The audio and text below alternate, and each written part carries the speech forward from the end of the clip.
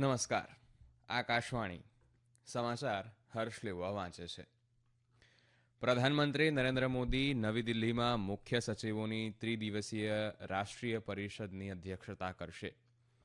નવી દિલ્હીમાં કેન્દ્ર સરકારે વર્ષ 2024ની સિઝન માટે કોપરાના લઘુત્તમ ટેકાના ભાવમાં વધારો કર્યો છે. કેન્દ્ર સરકારે ગેરકાયદેસર પ્રવૃત્તિ પ્રબંધક ધારા હેઠળ મુસ્લિમ લીગ જમ્મુ કાશ્મીરના મસરત આલમ પાંખને ગેરકાયદેસર સંગઠન જાહેર કર્યું છે. વિદેશમંત્રી એસ જયશંકરે ક્રેમલિન ખાતે રશિયાના રાષ્ટ્રપતિ વ્લાદિમીર પુતિન સાથે મુલાકાત કરી અને વિવિધ મુદ્દાઓ પર વાતચીત કરી. અમેરિકાના વિદેશ વિભાગે યુક્રેનને $250 મિલિયન અમેરિકી ડોલરના સૈન્ય સહાય પેકેજની જાહેરાત કરી છે. અને મહિલા ક્રિકેટમાં ભારત આજે 3 મેચોની શ્રેણીની પ્રથમ મેચ ઓસ્ટ્રેલિયા સામે રમશે. સમાચાર વિગતવાર.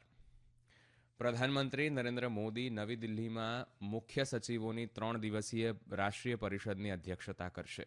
કેન્દ્ર અને રાજ્ય સરકારો વચ્ચે સહભાગી શાસન અને ભાગીદારીને પ્રોત્સાહિત કરવા આ પરિષદનું આયોજન કરવામાં આવ્યું છે. આ પરિષદમાં કેન્દ્ર સરકારના પ્રતિનિધિઓ, મુખ્ય સચિવો અને તમામ રાજ્યો અને કેન્દ્રશાસિત પ્રદેશોના અન્ય વરિષ્ઠ અધિકારીઓ સહિત 200થી વધુ લોકો ભાગીદારી લેશે. અમારા સંવાદદાતા જણાવે છે કે પરિષદનું મુખ્ય કેન્દ્ર ઇઝ ઓફ લિવિંગ અને ભાગીદારીમાં એક સામાન્ય વિકાસ એજન્ડાના અમલીકરણ પર રહેશે. આ ઉપરાંત સાયબર સિક્યોરિટી, ગવર્નન્સમાં આર્ટિફિશિયલ ઇન્ટેલિજન્સ પર ઉભરતા પડકારો વિશે પણ વિશેષ સત્ર યોજવામાં આવશે.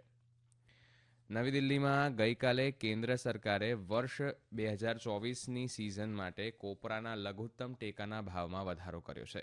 કેન્દ્રીય મંત્રીમંડળની બેઠક બાદ પત્રકારો સાથેની વાતચીતમાં માહિતી અને પ્રસારણ મંત્રી અનુરાગસિંહ ઠાકુરે જણાવ્યું હતું કે અગાઉના સિઝનની સરખામણીએ મિલિંગ કોપરા એટલે કે કોપરાના છીણના લઘુત્તમ ટેકાના ભાવમાં પ્રતિ ક્વિન્ટલે $300નો વધારો મંજૂર કરાયો છે. એવી જ રીતે બોલ કોપરા એટલે કે કોપરાના ગોળાના ભાવમાં પ્રતિ ક્વિન્ટલે $250નો વધારો મંજૂર કરાયો છે.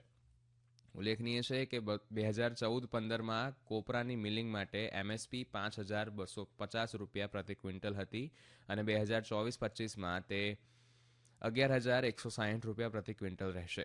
બોલ કોપરા માટે 2014-15માં એમએસપી પ્રતિ ક્વિન્ટલ $5,500 હતી અને 2024-25માં તે $12,000 પ્રતિ ક્વિન્ટલ રહેશે.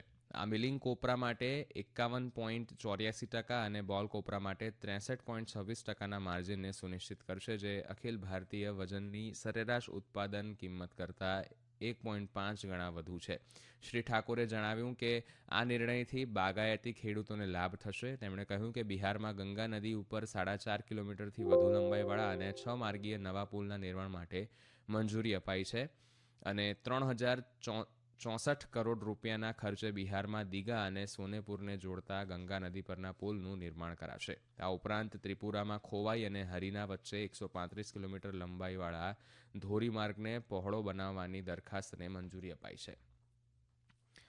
કેન્દ્ર સરકારે ગેરકાયદેસર પ્રવૃત્તિ પ્રબંધક ધારા હેઠળ મુસ્લિમ લીગ જમ્મુ કાશ્મીરના મસરત આલમ પાંખને ગેરકાયદેસર સંગઠન જાહેર કર્યું છે. કેન્દ્રીય ગૃહમંત્રી અમિત શાહે સોશિયલ મીડિયા ઉપર જણાવ્યું છે કે આ સંગઠનના સભ્યો દેશ વિરોધી અને ભાગલાવાદી પ્રવૃત્તિઓમાં સંડોવાયેલા હોવાનું તેમજ આતંકવાદી પ્રવૃત્તિઓને સમર્થન આપતા હોવાનું જણાવ્યું છે.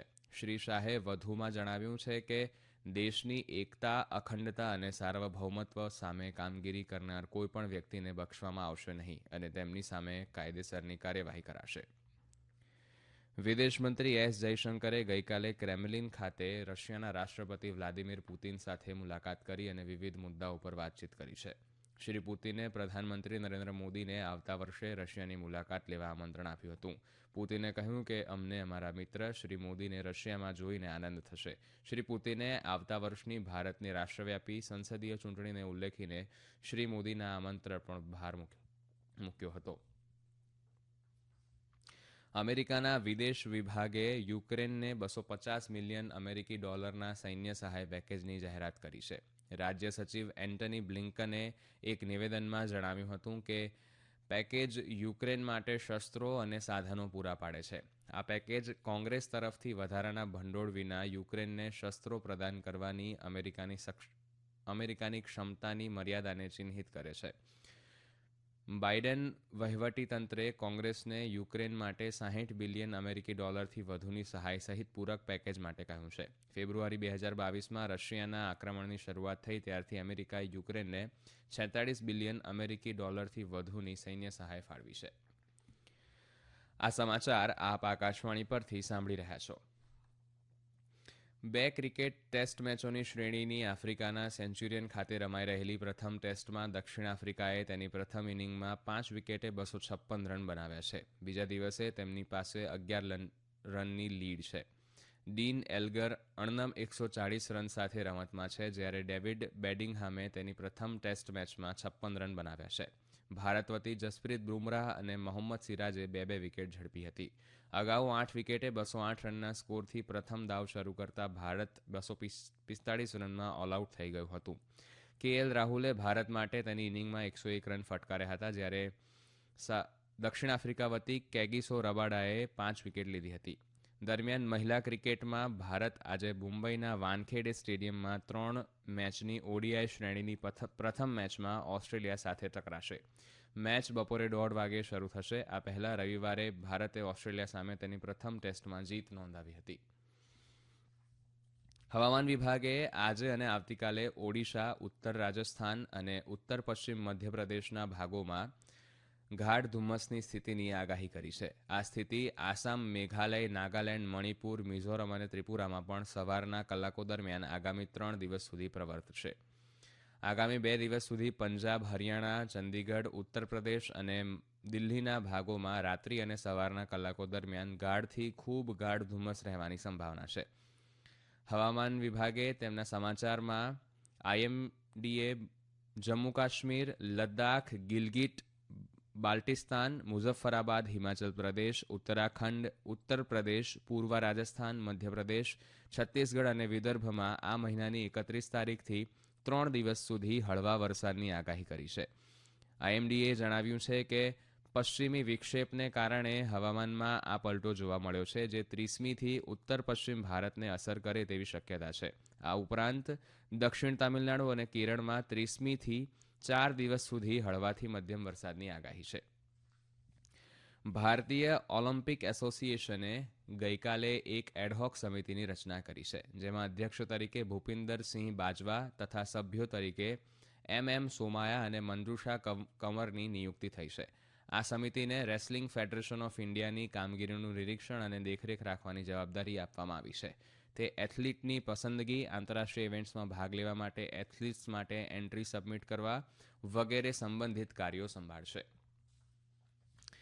કેન્દ્રીય સંરક્ષણ મંત્રી રાજનાથસિંહે ગઈકાલે જમ્મુ અને કાશ્મીરના રાજૌરીમાં સેના અને પોલીસના જવાનો તથા નાગરિક અધિકારીઓ સાથેની બેઠકમાં 2 સરહદી જિલ્લાઓની સલામતી સ્થિતિની સમીક્ષા કરી છે. કાશ્મીરના તેમના 1 દિવસના પ્રવાસ દરમિયાન શ્રી રાજનાથસિંહ રજૌરી પહોંચ્યા હતા. તેમણે પૂંચમાં તાજેતરમાં થયેલા આતંકવાદી હુમલામાં 4 જવાનો શહીદ થયા હતા. તેના પગલે ઊભી થયેલી પરિસ્થિતિને ધ્યાનમાં લઈ આ બેઠક યોજી હતી. આ બેઠકમાં જમ્મુ અને કાશ્મીરના lieutenant governor Manoj Sinha, army chief general Manoj Pandey સહિત આર્મી સત્તાધિકારીઓ અને અન્ય સંબંધિત એજન્સીઓની હાજરી આપી હતી. બેઠકમાં શ્રી સિંહે ચાલી રહેલી આતંકવાદી વિરોધી કામગીરી અને સમગ્ર સુરક્ષાની સ્થિતિની સમીક્ષા કરી હતી. મુખ્ય સમાચાર ફરી એકવાર. પ્રધાનમંત્રી નરેન્દ્ર મોદી આજે નવી દિલ્હીમાં મુખ્ય સચિવોની ત્રિદિવસીય રાષ્ટ્રીય પરિષદની અધ્યક્ષતા કરશે. નવી દિલ્હીમાં કેન્દ્ર સરકારે ગઈકાલે વર્ષ 2024ની સિઝન માટે કોપરાના લઘુત્તમ ટેકાના ભાવમાં વધારો કર્યો છે. કેન્દ્ર સરકારે ગેરકાયદેસર પ્રવૃત્તિ પ્રતિબંધક ધારા હેઠળ મુસ્લિમ લીગ જમ્મુ કાશ્મીરના મસરત આલમ પાંખને ગેરકાયદેસર સંગઠન જાહેર કર્યું છે. વિદેશમંત્રી એસ જયશંકરે ક્રેમલિન ખાતે રશિયાના રાષ્ટ્રપતિ વ્લાદિમીર પુતિન સાથે મુલાકાત કરી અને વિવિધ મુદ્દાઓ પર વાતચીત કરી. અમેરિકાના વિદેશ વિભાગે યુક્રેનને 250 મિલિયન અમેરિકી ડોલરના સૈન્ય સહાય પેકેજની જાહેરાત કરી છે.